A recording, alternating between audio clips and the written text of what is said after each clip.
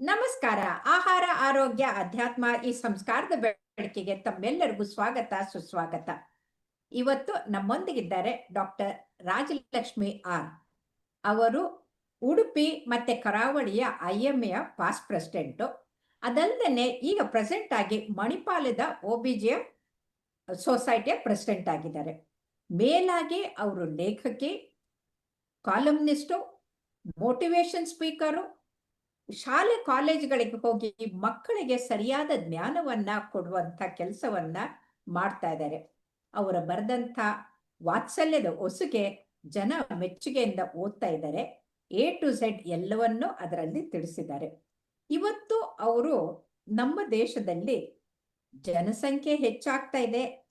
ಒಂದು ಕಡೆಗೆ ಜನಸಂಖ್ಯೆ ಹೆಚ್ಚಾಗ್ತಾ ಇದೆ, ಇನ್ನೊಂದು ಕಡೆಗೆ ಜನರಿಗೆ ಗರ್ಭಪಾತ ಮಾಡ್ಕೊಳ್ಳೋದು, ಗರ್ಭಿಣಿ ಆಗೋದು ಅದು ಕೂಡ ಆತಂಕ. ವಿದೇಶಗಳಲ್ಲಿ ಗರ್ಭಪಾತಕ್ಕೆ ಅನುಮತಿ ಇಲ್ಲ, ಆದ್ರೆ ನಮ್ಮ ದೇಶದಲ್ಲಿ ಅನುಮತಿ ಇದೆ. ಆದ್ರೆ ಈ ಗರ್ಭಪಾತಕ್ಕೆ ಹೋಗೋ ಮೊದಲನೇ ಏನಾದ್ರೂ ಒಂದು ಮೊದಲೇ ಅದಕ್ಕೆ ಪ್ರಿವೆನ್ಷನ್ ಆಗಿ ಪ್ರಿಕಾಷನ್ ತಗೊಳ್ಬಹುದಾ? ಈ ಗರ್ಭ ಧಾರಣೆ ನಿಲ್ಲಕ್ಕೆ, ಅದು ನಿಯಂತ್ರಿಸಕ್ಕೆ, ಅಥವಾ ಗರ್ಭಧಾರಣೆ ಆಗದಂಗೆ ನೋಡ್ಕೊಳ್ಳಕ್ಕೆ ಯಾವ ವ್ಯವಸ್ಥೆ ಇದೆ ಅಂತ ತಿಳಿಸ್ಕೊಳಕ್ ಬಂದಿದ್ದಾರೆ. ಬನ್ನಿ ಅವರನ್ನ ಮಾತಾಡ್ಸೋಣ. ನಮಸ್ಕಾರ ರಾಜಲಕ್ಷ್ಮಿ ಅವರೇ. ನಮಸ್ತೆ ಮೇಡಮ್, ಧನ್ಯವಾದಗಳು. ಎಲ್ಲಾ ಕುಟುಂಬದಲ್ಲಿ ಮದುವೆ ಆದ ತಕ್ಷಣನೇ ಮಗು ಅಂತ ಯೋಚನೆ ಮಾಡ್ತಾರೆ.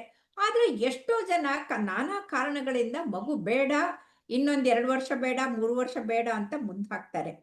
ಆದ್ರೆ ಅಕಸ್ಮಾತ್ ಆದ್ರೆ ಅವ್ರೇನಾದ್ರೂ ಗರ್ಭಪಾತ ಮಾಡ್ಕೊಳಕ್ ಹೋದ್ರೆ ಜೀವಕ್ಕೆ ಅಪಾಯ ಆಗತ್ತೆ, ಅವ್ರ ಆರೋಗ್ಯ ಹಾಳಾಗತ್ತೆ, ಇನ್ಫೆಕ್ಷನ್ ಆಗ್ಬೋದು, ಮುಂದೆ ಗರ್ಭ ನಿಲ್ದೇ ಇರ್ಬೋದು. ಹಾಗಾಗಿ ಸುಲಭವಾಗಿ ಗರ್ಭ ನಿಯಂತ್ರಣ ಮಾಡುವ ವಿಧಾನಗಳು ಯಾವ್ಯಾವೋ ಇವತ್ತು ನಾವು ಸುಲಭವಾದ ವಿಧಾನವನ್ನ ನೋಡ್ಕೊಂಡು ಶಸ್ತ್ರಚಿಕಿತ್ಸೆಯನ್ನ ಇನ್ನೊಂದಿನ ಮಾತಾಡೋಣ. ದಯವಿಟ್ಟು ಹೇಳಿ. ಖಂಡಿತವಾಗಿ ಮೇಡಮ್. ನಮ್ಮ ಭಾರತದ ಜನಸಂಖ್ಯೆ ಆಲ್ರೆಡಿ 1.3 ಬಿಲಿಯನ್ ಕ್ರಾಸ್ ಆಗಿ ಮುಂದೆ ಹೋಗ್ತಾ ಇದ್ದೇವೆ. ಒಂದು ಕಡೆ ವಿಜ್ಞಾನ ಮುಂದುವರಿದಾಗೆ ಇನ್ಫರ್ಟಿಲಿಟಿ, ಸಂತಾನಹೀನತೆ ಸಮಸ್ಯೆ ಇರುವ ಹಾಗೆ, ಇನ್ನೊಂದು ಕಡೆ ಜನಸಂಖ್ಯೆ ಕೂಡ ಜಾಸ್ತಿ ಆಗ್ತಾ ಇದೆ. ಸೊ ಈ ಜನಸಂಖ್ಯೆಯನ್ನ ನಿಯಂತ್ರಣಕ್ಕೆ ತರ್ಲಿಕ್ಕೋಸ್ಕರ ಸರ್ಕಾರ ಹಲವಾರು ಕುಟುಂಬ ನಿಯಂತ್ರಣ ಯೋಜನೆಗಳನ್ನ ಜಾರಿಗೆ ತಂದಿದೆ. It is a national programme. ಇದನ್ನ ಗಂಡಸರು ಬಳಸ್ಬೋದು, ಹೆಂಗಸರು ಬಳಸ್ಬೋದು. ಮಗುವಾಗ್ಲಿಕ್ಕೆ ಹೇಗೆ 2 ಗಂಡು ಹೆಣ್ಣು ಬೇಕೋ ಅದೇ ರೀತಿ ಸಂತಾನ ನಿಯಂತ್ರಣದ ಯೋಜನೆಗಳು ಅಥವಾ ವಿಧಾನಗಳು ಕೂಡ ಗಂಡಸರಿಗೂ ಹೆಂಗಸರಿಗೂ ಇಬ್ಬರಿಗೂ ಇದೆ. ಇದನ್ನ ನಾವು ತಾತ್ಕಾಲಿಕವಾಗಿ ಮಾಡ್ಬೋದು, ಅದನ್ನ ಟೆಂಪರರಿ ಮೆಥಡ್ಸ್ ಅಂತ ಹೇಳ್ತೇವೆ. ಹಾಗೆ ಕಂಪ್ಲೀಟ್ ಆಗಿ ಪರ್ಮನೆಂಟ್ ಆಗಿ ಕೂಡ ಮಾಡ್ಬೋದು, ಅದನ್ನ ಶಾಶ್ವತ ವಿಧಾನಗಳು ಅಂತ ಹೇಳ್ತೇನೆ. ಈಗ ಇದರಲ್ಲಿ ಹಲವಾರು ವಿಧಾನಗಳಿದ್ದೇವೆ. ಮಹಿಳೆಯಲ್ಲಿ ತಕೊಂಡ್ರೆ ಪರ್ಮನೆಂಟ್ ಆಗಿ ಮಾಡುವಂತಹದ್ದು ಸಂತಾನಹರಣ ಶಸ್ತ್ರಚಿಕಿತ್ಸೆ ಅಥವಾ ಟ್ಯೂಬೆಕ್ಟಮಿ. ಅದನ್ನೇ ಇನ್ನೊಂದ್ಸಲ ಮಾತಾಡೋಣ. ಹೆದರಿಕೆ ಆಗತ್ತೆ, ಮುಂತೋಯ್ತು ಅಲ್ಲ ಅಂತ. ಕಟ್ ಆಪರೇಷನ್ ಅಂತ ಹೇಳ್ತಾರೆ, ಕೆಲವರಿಗೆ ಅದು ಮಾಡಿಸ್ಕೊಳ್ಳೋಕು ಹೆದರಿಕೆ ಆಗತ್ತೆ. ಈಗ ತಾತ್ಕಾಲಿಕವಾಗಿ ಮಾಡ್ಬೇಕು ಅಂತ ಇದ್ರೆ ಯಾಕೆ ಮಾಡ್ಬೇಕು? ಒಂದನೇದು ನಾನು ಆಗ್ಲೇ ಹೇಳಿದಾಗೆ ಜನಸಂಖ್ಯೆ ನಿಯಂತ್ರಣಕ್ಕೋಸ್ಕರ. ಎರಡನೇದು, ಒಂದು ಮಗುವಿನಿಂದ ಇನ್ನೊಂದು ಮಗುವಿನ ಮಧ್ಯೆ ಸರಿಯಾದ ಅಂತರ ಇರ್ಬೇಕು. ಆ ತಾಯಿ ಒಂದು ಪ್ರೆಗ್ನೆಂಟ್ ಆಗಿ ಡೆಲಿವರಿ ಆಗಿ ಅವಳ ದೇಹವನ್ನ ಪುನಃ ನಾರ್ಮಲ್ಗೆ ತರಿಸ್ಕೊಳ್ಬೇಕು. ಅವಳಲ್ಲಿ ರಕ್ತಹೀನತೆ ಇದ್ರೆ ಸರಿ ಆಗ್ಬೇಕು. ಅದಕ್ಕೋಸ್ಕರ. ಇನ್ನೊಂದು, ಒಂದು ಮಗು 3 ವರ್ಷದ ಒಳಗೆ ಬೆಳೆಯಿತು ಅಂತ ಹೇಳಿದ್ರೆ ಇನ್ನೊಂದು ಮಗುವೊಟ್ಟಿಗೆ ಅದಕ್ಕೆ ಅಡ್ಜಸ್ಟ್ ಆಗ್ಲಿಕ್ಕೆ ಕಷ್ಟ ಆಗತ್ತೆ, ಅದು ಮಾನಸಿಕವಾಗಿಯೂ ಬೆಳವಣಿಗೆ ಆಗಿರುತ್ತೆ. ಸೊ 2 ರಿಂದ 3 ವರ್ಷಗಳ ಅಂತರ ಇರ್ಬೇಕು. ಈಗ ಏನು ವಿಧಾನಗಳಿದೆ ನೋಡಿದ್ರೆ, ಮೊದಲನೇದಾಗಿ ಎಲ್ಲರಿಗೂ ಗೊತ್ತಿರುವಂತದ್ದು ಮಾಲಾಯನ್ ಅಂತ ಹೇಳ್ತಾರೆ, ಓರಲ್ ಪಿಲ್ಸ್. ಅದನ್ನ ನಾವು ಓರಲ್ ಕಾಂಟ್ರಸೆಪ್ಟಿವ್ ಪಿಲ್ಸ್ ಅಥವಾ ಕಂಬೈನ್ಡ್ ಕಾಂಟ್ರಸೆಪ್ಟಿವ್ ಪಿಲ್ಸ್ ಅಂತ ಹೇಳ್ತೇವೆ. ಇದು ಆಕ್ಚುಲಿ ಹಾರ್ಮೋನ್ ಇರುವಂತಹ ಗುಳಿಗೆಗಳು, ಈಸ್ಟ್ರೋಜನ್ ಮತ್ತೆ ಪ್ರೊಜೆಸ್ಟ್ರಾನ್ ಇರುವಂತಹ ಗುಳಿಗೆಗಳು. ಇದನ್ನ ಬಳಸಿದ್ರೆ ಆ ಮಹಿಳೆಯಲ್ಲಿ ಅಂಡಾಣು ಬಿಡುಗಡೆ ಅಥವಾ ಒವ್ಯುಲೇಷನ್ ಆಗೋದಿಲ್ಲ, ಅದರಿಂದಾಗಿ ಗರ್ಭಧಾರಣೆ ಆಗೋದಿಲ್ಲ. ಅಂಡಾಣುನೇ ಇಲ್ಲದೆ ಇದ್ರೆ ವೈರಾಣು ಹೇಗೆ ಆಗಲ್ಲ, ಗರ್ಭಧಾರಣೆ ಆಗುದಿಲ್ಲ. ಸೊ ಇದ್ರಲ್ಲಿನೂ 2 ಟೈಪ್ ಇದ್ದಾವೆ ಮೇಡಮ್. ನಾನು ಆಗ್ಲೇ ಹೇಳಿದೆ, ಈಸ್ಟ್ರೋಜನ್ ಮತ್ತೆ ಪ್ರೊಜೆಸ್ಟ್ರಾನ್ ಒಟ್ಟಿಗೆ ಇರುವಂತಹದ್ದು ಓವರ್ ಆಲ್ ಇದು ನಮ್ದು ಮಾಲಾಯನ್ ಹೇಳುವಂತಹದ್ದು. ಹಾಗೆ ಇತ್ತೀಚಿನ ದಿನಗಳಲ್ಲಿ ನಾವು ಹೊಸತಾಗಿ ಓನ್ಲಿ ಪ್ರೊಜೆಸ್ಟಿನ್ ಪಿಲ್ಸ್ ಅಂತ, ಪ್ರೊಜೆಸ್ಟ್ರಾನ್ ಹಾರ್ಮೋನ್ ಮಾತ್ರ ಇರುವ ಟ್ಯಾಬ್ಲೆಟ್ಗಳು ಗುಳಿಗೆಗಳು ಕೂಡ ಇದ್ದಾವೆ. ಇದನ್ನ ಯೂಶುವಲಿ ನಾವು ಈಗ ತಾನೇ ಡೆಲಿವರಿ ಆದವರು ಕೂಡ್ಲೆ ಗರ್ಭಿಣಿ ಆಗ್ಬಾರದು ಅಂತಿದ್ರೆ ಅವರಿಗೆ ಕೊಡ್ತೇವೆ. ಬಟ್ ಆದ್ರೆ ಆ, ಅವರು ತಾಯಿ ಹಾಲು ಕುಡಿಸ್ತಾ ಇದ್ರೆ ಅವ್ರಿಗೆ ಹ್ಮ್. ಗರ್ಭಧಾರಣೆ ಆಗೋದಿಲ್ಲ ಅಲ್ವಾ? ಅಕಸ್ಮಾತ್ ಒಂದು ತಾಯಿ ಹಾಲು ಕುಡಿಸ್ತಾ ಇರ್ಬೇಕಾದ್ರೆ ತಕ್ಷಣಕ್ಕೆ ಅವರು ಮಾತ್ರೆ ಆಗಲ್ಲ, ತಗೊಳ್ಬೇಕಾಗಿಲ್ಲ. 6 ಹಾ, ತಿಂಗಳವರೆಗೆ 6 ಆಗುದಿಲ್ಲ ಮೇಡಮ್, ತಿಂಗಳವರೆಗೂ ಯೂಶುವಲಿ ಬೇಕಾಗಿಲ್ಲ. ಇರತ್ತೆ. ಯಾಕೆಂದ್ರೆ ಹಾ, ಓವ್ಯುಲೇಷನ್ ಆಗಲ್ಲ. ಆದ್ರೆ ಹೌದು. ಕೆಲವೊಮ್ಮೆ ಆಫ್ಟರ್ 3 ಮಂತ್ಸ್ ಲ್ಯಾಕ್ಟೇಷನಲ್ ಅಮೆನೋರಿಯಾ ಇರುವಾಗೇನು ಮುಟ್ಟು ಬರದೆಯೂ ಗರ್ಭಿಣಿ ಆಗುವ ಸಾಧ್ಯತೆ ಇದೆ.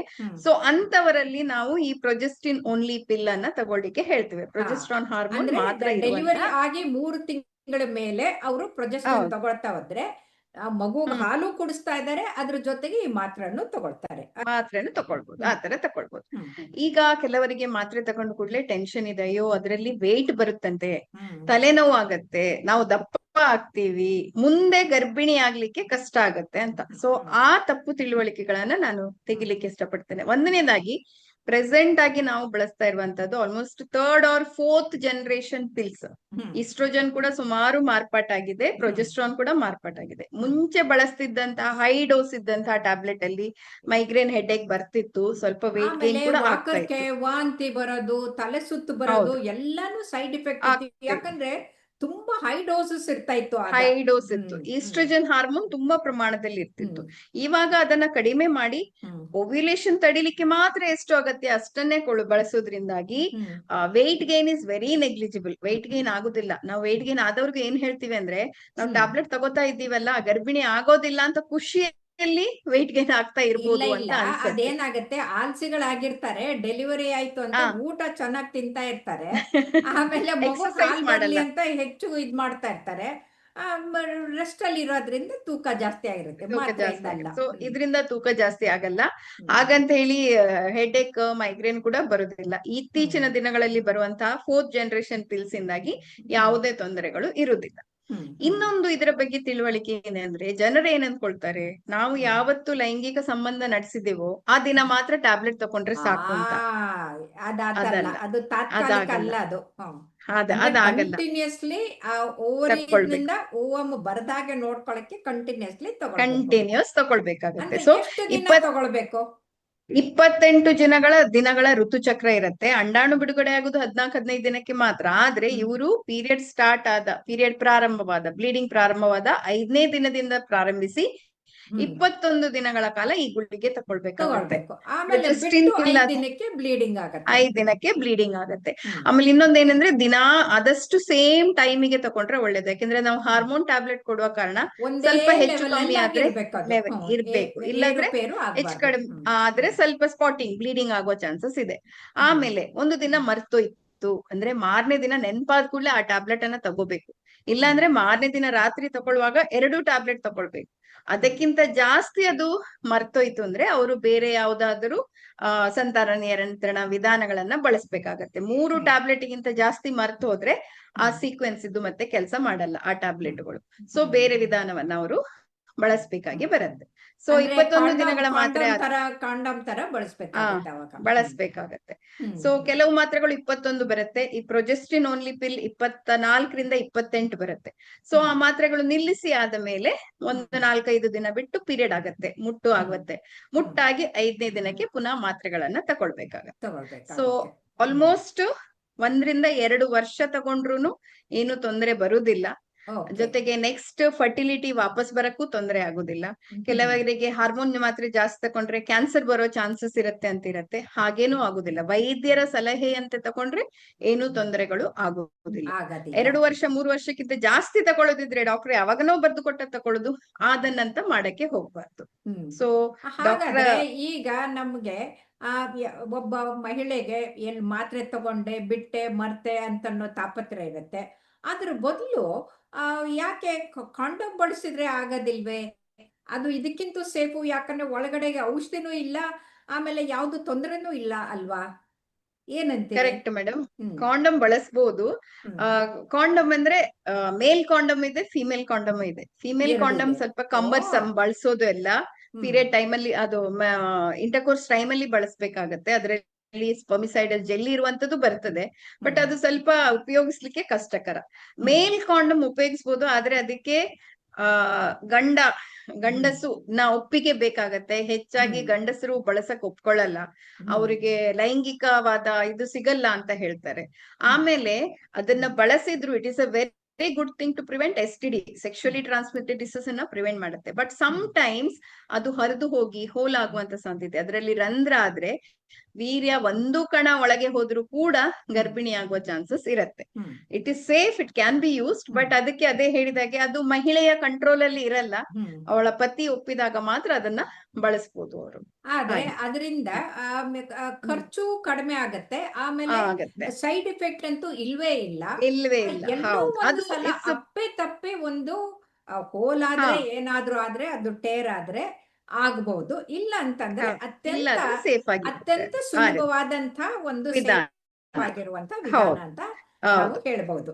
ಹೌದು. ಜೊತೆಗೆ ಈಗ ಓರಲ್ ಪಿಲ್ಸ್ ಅಂತ ನಾವೇನ್ ತಗೊಳ್ತೀವಲ್ಲ ಮೇಡಮ್, ಇದರಿಂದಾಗಿ ಮೃತು ಚಕ್ರದ ಟೈಮ್ ಅಲ್ಲಿ ಪೀರಿಯಡ್ ಅಲ್ಲಿ ಆಗುವಂತಹ ಬ್ಲೀಡಿಂಗ್ ತುಂಬಾ ಕಡಿಮೆ ಆಗತ್ತೆ. ಅದರಿಂದ ಯಾರಿಗೆ ಅನೀಮಿಯಾ, ರಕ್ತಹೀನತೆ ಇರತ್ತೆ ಅವರಿಗೆ ಒಳ್ಳೇದಾಗತ್ತೆ, ರಕ್ತಹೀನತೆ ಕಡಿಮೆ ಆಗತ್ತೆ, ಕಡಿಮೆ. ಜೊತೆಗೆ ಹೌದು, ಇರ್ರೆಗ್ಯುಲರ್ ಪೀರಿಯಡ್ಸ್ ಯಾರಿಗಿರುತ್ತೆ ಅವರಿಗೆ ಕೂಡ ಪೀರಿಯಡ್ಸ್ ರೆಗ್ಯುಲರ್ ಆಗಿ ಬರ್ಲಿಕ್ಕಾಗತ್ತೆ. ಸೊ ಇದು ಆಡೆಡ್ ಬೆನಿಫಿಟ್ಸ್ ಇದರಿಂದಾಗಿ. ಹೌದು. ಆದ್ರೆ ಫೀಮೇಲ್ ಕಾಂಡೋಮ್ ಅಂತಂದ್ರೆ ಈ ಫೀಮೇಲ್ ಕಾಂಡೋಮು ಅವ್ರ ಹೆಣ್ಣು ಮಕ್ಕಳು ಮುಟ್ಟಾಗುವಾಗ ಟ್ಯಾಂಪೂನ್ ಹಾಕೊಳ್ತಾರಲ್ಲ, ಅದೇ ತರ ಇರುತ್ತಾ ಬೇರೆ ತರ ಇರುತ್ತೆ? ಯಾಕಂದ್ರೆ ಟ್ಯಾಂಪೂನ್ ಬಳಸೋರು ಇದನ್ನು ಬಳಸ್ಬೋದಲ್ವಾ? ಅಲ್ಲ, ಟ್ಯಾಂಪೂನ್ ಮೀನ್ಸ್ ವರ್ಟಿಕಲ್ ಮೇಡಮ್, ಅದು ಉದ್ದಕ್ಕಿರತ್ತೆ. ಡಯಾಫ್ರಮ್ ಸರ್ಕ್ಯುಲರ್ ಆಗಿರತ್ತೆ. ಅದು ಹಾಕೊಳ್ಳಿಕ್ಕೆ ಸ್ವಲ್ಪ ಅದರದ್ದು ಅಭ್ಯಾಸ ಇಲ್ಲದವರಿಗೆ ಕಷ್ಟ ಆಗತ್ತೆ. ಈಗ ಮೆನ್ಸ್ಟ್ರಲ್ ಕಪ್ ಬಳಸೋರಿಗೆಲ್ಲ ಬಳಸಬಹುದು. ಆಮೇಲೆ ಕೆಲವೊಮ್ಮೆ ಗಂಡಸರು ಅದನ್ನ ವಿರೋಧಿಸ್ತಾರೆ, ಅದರಿಂದಾಗಿ ಅದು ಸೇಮ್ ಮತ್ತೆ ಜಾರಿ ಹೋಗ್ಬೋದು, ಅದು ಹರಿದು ಹೋಗ್ಬೋದು. ಸೇಮ್ ಥಿಂಗ್ ಇದ್ರಲ್ಲೂ ಇದೆ, ಟಿಲ್ಟ್ ಆಗ್ಬೋದು, ಆಮೇಲೆ ಹೌದು, ಹಾಗೆ ಇದೆ. ಆದ್ರೆ ಯಾರಿಗೆ ಆಗುತ್ತೋ ಅವರು ಬಳಸ್ಬೋದು, ಬಳಸ್ಬೋದು, ಖಂಡಿತವಾಗಿಯೂ ಬಳಸ್ಬೋದು. ಮುಟ್ಟು ಟ್ಯಾಂಪೂನ್ ಬಳಸಿದಾಗನೇ ಇದನ್ನು ಬಳಸ್ಕೋಬಹುದು. ಇದನ್ನು ಖಂಡಿತವಾಗಿ ಬಳಸ್ಬೋದು. ಸ್ಪಾಂಜ್ ತರದ್ ಬರುತ್ತೆ, ಡಯಾಫ್ರಮ್ ಶೇಪ್ ಅಲ್ಲೇ ಬರುತ್ತೆ, ರೌಂಡ್ ಸರ್ಕ್ಯುಲರ್ ಆಗಿ, ಡಿಸ್ಕ್ ಟೈಪ್, ಸಾಫ್ಟ್ ಆಗಿರುತ್ತೆ. It can be used. Yes ma'am. So ಹಾಗಾಗಿ ಗಂಡಸರು ವಿರೋಧ ಮಾಡೋದು ಕೂಡ ಕಡಿಮೆ ಆಗತ್ತೆ. ಸೊ ನೆಕ್ಸ್ಟ್, ಇವಾಗ ಇದನ್ನ ಬಳಸಿಲ್ಲ, ಕೆಲವರಿಗೆ ದಿನಾ ಮಾತ್ರೆ ತಗೊಳ್ಬೇಕಲ್ಲ, ಮರ್ತೋಗುತ್ತೆ ಅನ್ನೋರಿಗೆ ಎರಡನೇ ಆಪ್ಷನ್ ಇರುವಂತದ್ದು ಕಾಪರ್ ಟಿ, ಇಂಟ್ರಾಯೂಟ್ರೈನ್ ಡಿವೈಸಸ್ ಅಂತ ಹೇಳ್ತೀವಿ. ನಾವು ಗರ್ಭಕೋಶದ ಒಳಗೆ ಟಿ ಶೇಪ್ ಅಲ್ಲಿ ಒಂದು ಇದನ್ನ ಇನ್ಸ್ಟ್ರೂಮೆಂಟ್ ಅನ್ನ ಒಳಗೆ ಹಾಕ್ತಿವಿ. ಟಿ ಅಲ್ಲಿ ಇರುತ್ತೆ, ಅದರಲ್ಲಿ ಕಾಪರ್ ಅಯಾನ್ಗಳು ಇರುತ್ತೆ, ಕಾಪರ್ ಅನ್ನ ತಾಮ್ರದ ಅಂಶ ಇರುತ್ತೆ. ಅದು ಬೇರೆ ಬೇರೆ 250, 375. ಈಗ ಹೊಸದಾಗಿ ಬಂದಿದೆನಾ? ಸುಮಾರು 40 ವರ್ಷದಿಂದ ಇದು ಬಂದಾಗ ಅದ್ರ ಜೊತೆಗೇನೆ ಪ್ರೆಗ್ನೆಂಟ್ ಆಗಿ ಆ ಮಗು ಜೊತೆಗೆ ಅದನ್ನು ಡೆಲಿವರಿ ಮಾಡಿದ್ದನ್ನ ನಾನು ನೋಡಿದ್ದೀನಿ. ಅಂದ್ರೆ ಹಳೆ ಕಾಲ ಫಸ್ಟ್ ಗೆ ಬಂದಾಗ ಲಿಪ್ಪೀಸ್ ಲೂಪ್ ಅಂತ ಬಂದಿತ್ತು, ಎಸ್ ಶೇಪ್ ಅಲ್ಲಿ ಲೂಪ್ ಅನ್ನ ನಾವು ಹಾಕ್ತಾ ಇದ್ವಿ, ಬರ್ತಿತ್ತು. ಇವಾಗ ಕಾಪರ್ ಟಿ ಇದೆ, ಅದರ ಮೇಲಿನ ತಾಮ್ರದ ಪ್ರಮಾಣದಿಂದಾಗಿ 250, 350, 350A ಅಂದ್ರೆ ಒಂದ್ ಸ್ವಲ್ಪ ಸಿಲ್ವರ್ ಕೂಡ ಪ್ರೆಗ್ನೆಂಟ್ ಆಗಿರೋದಿರುತ್ತೆ. ಇದನ್ನ ನಾವು 250 ಆದ್ರೆ 3 ವರ್ಷಕ್ಕೆ, ಆಮೇಲೆ 375 ಆದ್ರೆ 5 ವರ್ಷಕ್ಕೆ, ಅದಕ್ಕಿಂತ ಜಾಸ್ತಿ ಇದ್ರೆ 10 year ವರ್ವರೆಗೂ ಹಾಕ್ಬೋದು. ಒಮ್ಮೆ ಒಳಗೆ ಹಾಕಿದ್ರೆ ಇಷ್ಟು ವರ್ಷಗಳ ಕಾಲ ಇಟ್ಕೊಳ್ಬಹುದು. ಜೊತೆಗೆ ಆ ಕಪಲ್ಗೆ, ಆ ದಂಪತಿಗೆ ಯಾವಾಗ ಮಗು ಬೇಕಂತ ಅನ್ಸುತ್ತೆ ಅವಾಗ ಅದನ್ನ ತೆಗೆದು ಬಿಟ್ಟು ಕೂಡ್ಲೆ ರಿವರ್ಸ್ ದಾರ ಇರುತ್ತೆ, ದಾರ ಎಳೆದ್ಬಿಟ್ರೆ ತಕೋಬಹುದು. ಹೌದು, ಇದನ್ನ ಯೂಶುವಲಿ ಒಂದ್ಸಲ ಅಲ್ಲಿ ಒಳಗಡೆ ಹೋಗಿದ್ದು ಅಲ್ಲಿ ಒಂದ್ಸಲ ಒಳಗಡೆಗೆ ಸೇರ್ಕೊಂಡ್ಬಿಟ್ಟು ಬ್ಲೀಡಿಂಗ್ ಜಾಸ್ತಿ ಆಗುತ್ತೆ, ಹೆಮರೇಜ್ ಇದಾಗುತ್ತೆ, ತುಂಬಾನೇ ಮೆನೊರೇಜಿ ಆಗತ್ತಲ್ಲ, ಅದಕ್ಕೇನ್ ಮಾಡೋದು ಅವಾಗ? ಓಕೆ, ಆಗತ್ತೆ ಮೇಡಮ್, ಇಲ್ಲ ಅಂತ ನಾ ಹೇಳಲ್ಲ. ಕೆಲವೊಮ್ಮೆ ಕಾಪರ್ ಟಿಯ ದಾರ, ಹೊರಗೆ ಕಾಣುವಂತ ದಾರ ಉದ್ದವಾಗಿದ್ರೆ ಆವಾಗ ರಿಪ್ರೊಡಕ್ಟಿವ್ ಟ್ರಾಕ್ಟ್ ಇನ್ಫೆಕ್ಷನ್ ಆಗೋ ಚಾನ್ಸಸ್ ಜಾಸ್ತಿ, ವೈಟ್ ಡಿಸ್ಚಾರ್ಜ್ ಆಗುವಂತದೆಲ್ಲ. ಇನ್ಫೆಕ್ಷನ್ ಆದಾಗ ಗರ್ಭಕೋಶ ಸ್ವಲ್ಪ ಇರಿಟೇಷನ್ ಆಗಿ ಬ್ಲೀಡಿಂಗ್ ಜಾಸ್ತಿಯಾಗಿ ಆಗತ್ತೆ. ಜೊತೆಗೆ ಅವರು ತಮ್ಮ ಇದನ್ನ ಶುಚಿತ್ವವನ್ನ, ಮೆನ್ಸ್ಟ್ರಲ್ ಹೈಜೀನ್, ಪರ್ಸನಲ್ ಹೈಜೀನ್ ಚೆನ್ನಾಗಿ ಮೇಂಟೈನ್ ಮಾಡಿದ್ರೆ ಇದರಿಂದ ಏನು ತೊಂದರೆಗಳು ಬರುದಿಲ್ಲ, ಆಗಲ್ಲ. ಹಾಗೆ ಅದೇ ಬೇಕಾದಾಗ ಅವ್ರು ಅದನ್ನ ತಕೊಳ್ಬಹುದು. ಈಗ ಇನ್ನೂ ಮುಂದುವರಿದು ಹಾರ್ಮೋನಲ್ ಕಾಂಟ್ರಸೆಪ್ಟಿವ್ಸ್ ಬಂದಿದೆ, ಮೆರೀನಾ ಅಂತ ಇದೆ, ಅದರಲ್ಲಿ ಪ್ರೊಜೆಸ್ಟ್ರಾನ್ ಇರುತ್ತೆ. ಅದ್ ಸ್ವಲ್ಪ ಕಾಸ್ಟ್ಲಿ ಆಗತ್ತೆ, ಬಟ್ ಅದನ್ನ ಹಾಕಿದ್ರೆ 7 ವರ್ಷದವರೆಗೆ ಅದನ್ನ ಇಟ್ಕೋಬಹುದು. ಅದರಿಂದ ಏನು ಸೈಡ್ ಎಫೆಕ್ಟ್ ಇರುದಿಲ್ಲ. ದಿನಾ ಮಾತ್ರೆ ಕಾಪರ್ ಟಿ ಇದು ಫ್ರೀ ಆಗಿ ಸಿಕ್ಕತ್ತಾ ಗವರ್ಮೆಂಟ್ ಆಸ್ಪತ್ರೆಗಳಲ್ಲಿ? ಸಿಕ್ಕತ್ತೆ, ಫ್ರೀ ಆಗಿ ಸಿಗುತ್ತೆ. ಮೆರಿನಾ ಮಾತ್ರ ಅವ್ರು ಪೇ ಮಾಡ್ತಾರೆ. ಮೆರಿನಾ ಹೊರಗೆ ಕಾಪರ್ ಟಿ ಫ್ರೀ ಆಗಿ ಸಿಗುತ್ತೆ. ಎಷ್ಟು ಆಗುತ್ತೆ ಇದೆ cost? Marina cost around 4 to 4,500. Marina is ಅದು ಬ್ರ್ಯಾಂಡ್ ನೇಮ್ ಅಲ್ಲ, ಅದು ಒಂದು ಆಕ್ಚುಲಿ. ಒಂದು ಸಲ 4,000 ಮೆರಿನ ಹಾಕೊಂಡ್ರೆ 7 ವರ್ಷದವರೆಗೂ 7 ವರ್ಷಗಳ ಕಾಲ ಗರ್ಭ ಏನು ತೊಂದರೆ ನಿರೋಧಕ ಬರಲ್ಲ. ಆಗತ್ತೆ. ಇಟ್ ಈಸ್ ವರ್ತ್ ಇಟ್ ಆಗತ್ತೆ. ಅಲ್ವಾ? Worth it, worth it. ಹೌದು, ಅದ್ರಲ್ಲಿಯೂ ಅಷ್ಟೇ ಪೀರಿಯಡ್ ಬ್ಲೀಡಿಂಗ್ ಕಡಿಮೆ ಆಗತ್ತೆ. ನೀವೀಗೇನ್ ಕಾಪರ್ಟಿಯಲ್ಲಿ ಬ್ಲೀಡಿಂಗ್ ಆಗತ್ತೆ ಹೇಳಿದ್ರು, ಆ ಬ್ಲೀಡಿಂಗ್ ಕಡಿಮೆ ಆಗತ್ತೆ. ಸೊ ಅದನ್ನ ಬಳಸ್ಕೊಳ್ಬಹುದು. ಆದ್ರೆ ಒಂದೇ ಒಂದು ಅದರಲ್ಲಿ ತಪ್ಪು ತಿಳುವಳಿಕೆ ಏನಂದ್ರೆ ಕಾಪರ್ಟಿ ಹಾಕಿದ್ರೆ ಎಲ್ಲೆಲ್ಲೋ ಹೋಗುತ್ತೆ ಅಂತ ಹೇಳಿ. ಆಕ್ಚುಲಿ ಎಲ್ಲಿಗೂ ಹೋಗಕ್ ಸಾಧ್ಯ ಇಲ್ಲ ಅದು. ಆದ್ರೆ ಕೆಲವೊಮ್ಮೆ ಅದು ಹಾಕುವಾಗ ಏನಾದ್ರು ಫೋರ್ಸ್ಫುಲಿ ಹಾಕಿದ್ರು ಅಥವಾ ಪೀರಿಯಡ್ ಟೈಮ್ ಅಲ್ಲಿ ಪುಷ್ ಮಾಡಿದ್ರು ಅಂತ ಹೇಳಿದ್ರೆ ಕೆಲವೊಮ್ಮೆ ಗರ್ಭಕೋಶದ ಆಗ್ಬೋದು, ಅಲ್ಲಿ ಒಳಗಡೆ ಆಗ್ಬೋದು. ಇಂಪ್ಯಾಕ್ಟ್ ಆಗ್ಬೋದು. ಮೆಟ್ಬೋದು. ಇಲ್ಲದಿದ್ರೆ ಏನೂ ತೊಂದರೆ ಇಲ್ಲ ಮೇಡಮ್. ತುಂಬಾ ತುಂಬಾ ಧನ್ಯವಾದಗಳು ರಾಜಲಕ್ಷ್ಮಿ ಅವರೇ. ಎಷ್ಟು ಸರಳವಾಗಿ ಎಲ್ಲರಿಗೂ ಅರ್ಥ ಆಗುವ ಹಾಗೆ ತಿಳಿಸ್ಕೊಟ್ಟಿದ್ದೀರಿ. ಬಹುಶಃ ಇದರಿಂದ ನಮ್ಮ ವೀಕ್ಷಕರಿಗೆ ತುಂಬಾ ಲಾಭ ಆಗತ್ತೆ ಅನ್ಕೊಂಡಿದ್ದೀನಿ. ಧನ್ಯವಾದಗಳು. Thank you so much ma'am.